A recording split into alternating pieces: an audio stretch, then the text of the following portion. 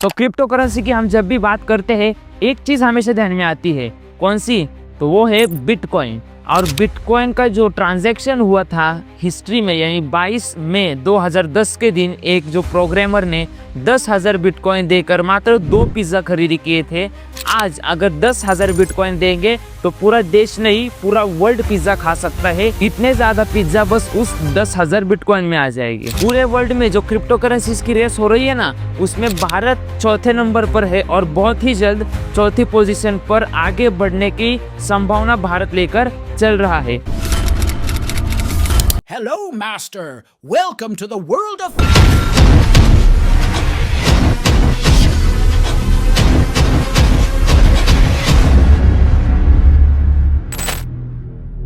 तो आज की इस वीडियो में हम बात करेंगे कि क्रिप्टो करेंसी यानी क्या होता है, दूसरा कि जो क्रिप्टो करेंसीज है वो भारत के लिए इतनी ज्यादा इंपॉर्टेंट क्यों है, तीसरे मुद्दे में बात करेंगे कि क्या भारत क्रिप्टो करेंसीज को रेगुलेट करेगा, और सबसे लास्ट में बात करने वाले हैं कि भारत की जो गवर्नमेंट है अगर वो क्रिप्टो को बैन करती है तो क्या इफेक्ट होगा क्रिप्टो करेंसी मार्केट पर और आप पर इसका क्या इफेक्ट होगा, इस पर बात करते हैं। चलिए वन बाय वन सारे पॉइंट्स को शुरू करते हैं। वीडियो में आगे बढ़ने से पहले जिन्होंने लाइक बटन पर प्यार नहीं बरसाया, नीचे जो लाइक का बटन है उस पर प्यार जरूर बरसा दीजिए, और जो रेड कलर का सब्सक्राइब बटन है उस पर भी थोड़ा सा प्यार बरसा ही दीजिए। बढ़ते हैं सबसे पहले पॉइंट पर, जो है व्हाट इज क्रिप्टो करेंसी। तो क्रिप्टो करेंसी यानी एक डिजिटल करेंसी होती है जो ब्लॉकचेन पर काम करती है। ब्लॉकचेन एक टेक्नोलॉजी है जो काफी ज्यादा वाइड एप्लीकेशंस के साथ निकल कर आती है।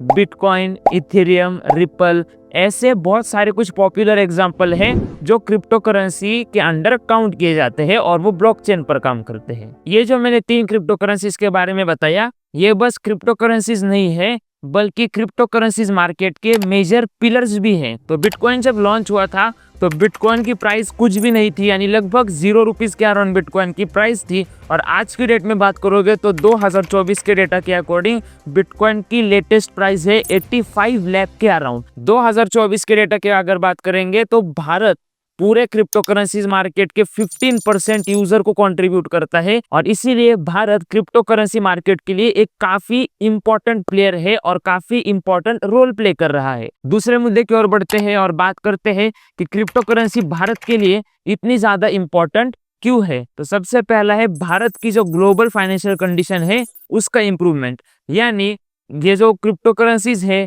ये बस भारत में ही नहीं चलती, पूरे ग्लोबली चलती है, यानी पूरे विश्व में चलती है।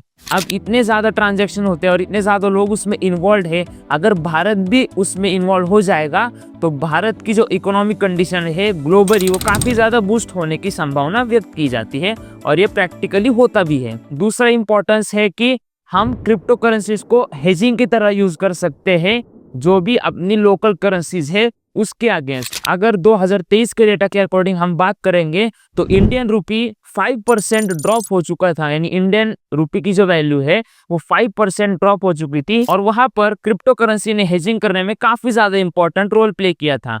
तीसरा इंपॉर्टेंस है इकोनॉमिक ग्रोथ थ्रू स्टार्टअप्स, यानी स्टार्टअप्स के थ्रू अच्छी खासी ग्रोथ भारत एक्वायर कर सकता है, इनफैक्ट कर रहा है। 500 से भी ज्यादा ऐसे स्टार्टअप्स है जो ब्लॉकचेन बेस्ड है, यानी ब्लॉकचेन पर काम कर रहे हैं, और जो सॉल्यूशंस वो दे रहे हैं वो फाइनेंस सेक्टर से है, बिजनेस सेक्टर से है, और supply chain sector and health care sector में से भी काफी ज्यादा स्टार्टअप्स काम कर रहे हैं इस ब्लॉकचेन टेक्नोलॉजी पर जो क्रिप्टो करेंसीज में यूज हो रही है। बहुत सारे ऐसे भी स्टार्टअप्स है जैसे कि वजीरेक्स हो, कॉइनस्विच कुबेर हो या फिर पॉलीगॉन हो, ये कुछ ऐसे स्टार्टअप्स है जो ग्लोबली भी फंडिंग लेकर आ चुके हैं भारत के अंदर, यानी ग्लोबली भी काफी अच्छा पैसा स्टार्टअप्स लेकर आ रहे हैं भारत में। अगर चौथे इंपॉर्टेंस की बात करेंगे तो वो है फाइनेंशियल ईज, यानी जब भी कोई ट्रांजैक्शन होता है तो उसमें बहुत सारे लोग इन्वॉल्व होते हैं, बट क्रिप्टो करेंसीज में गेम थोड़ा चेंज हो जाता है, बीच में मिडल पर्सन ज्यादा तो नहीं होते, इसीलिए जो फीस लगती है वो भी कम लगती है एंड फाइनेंशियली काफी ज्यादा इजी हो जाता है ऑपरेशंस करना। तो अगर इसका एक एग्जांपल देना है तो मैं आपको एक एग्जांपल भी दे देता हूँ। अगर आपको भारत में से विदेश में पैसे भेजने हैं तो सबसे पहले आपको वो पैसे आपके बैंक में डिपॉजिट करने पड़ेंगे। फिर आपने जिस बैंक में डिपॉजिट किए हैं वो आरबीआई को फॉरवर्ड करेंगे एंड वहां से रिसीवर के बैंक अकाउंट में जाएंगे और फिर रिसीवर को वो पैसे मिलेंगे।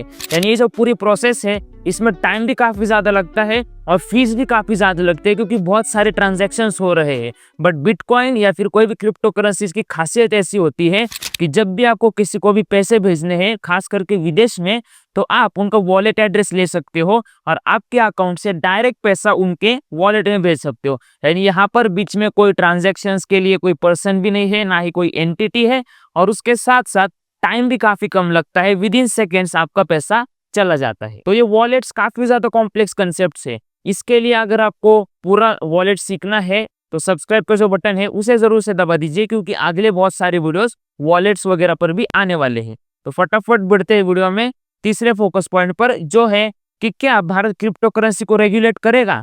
तो देखिए, भारत के हमें सबसे पहले हमें इतिहास समझना होगा कि जब से क्रिप्टो करेंसी के साथ भारत का पल्ला पड़ा है तब तक भारत ने क्या क्या किया है उस पर बात करते हैं। तो जब 2018 में क्रिप्टो करेंसी बहुत ज्यादा चर्चा में आ रही थी तो उस समय आरबीआई ने डायरेक्टली बैंक्स को बैन किया था कि आप क्रिप्टो करेंसी से रिलेटेड ट्रांजैक्शंस नहीं करोगे। और 2020 आते आते सुप्रीम कोर्ट ने वही जो बैन था बैंक्स के ऊपर का जो आरबीआई ने लगाया था उसे टोटली हटा दिया गया। उसके बाद जब 2023 की बात करेंगे, सरकार ने जो भी अपना क्रिप्टो करेंसीज है उन पर सीधे 30% का टैक्स और 1% का टीडीएस लगा दिया। लेकिन आगे क्या कदम उठाने वाले हैं सरकार ने कोई भी स्पष्टीकरण नहीं दिया है और इसका अनुमान ऐसा है कि 2025 में हमें क्रिप्टो करेंसी के ऊपर कुछ ना कुछ अपडेट दिखाई देगी और ये काफी इंपॉर्टेंट रोल प्ले करेगी भारत और क्रिप्टो करेंसी के फ्यूचर के बारे में। बढ़ते हैं सबसे लास्ट पॉइंट पर और अब बात करते हैं कि क्या होगा अगर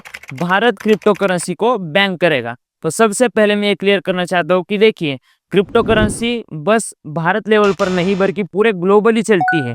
अब जो इवेंट ग्लोबली हो रहा है भारत उसे बैन करने की चांसेस काफी ज्यादा कम है। यानी ऐसा होगा कि भारत क्रिप्टो करेंसीज को बैन नहीं कर सकता। बट बाय चांस अगर कर भी देता है तो क्रिप्टो करेंसी मार्केट पर ज्यादा कुछ इम्पैक्ट हमें दिखाई नहीं देगा।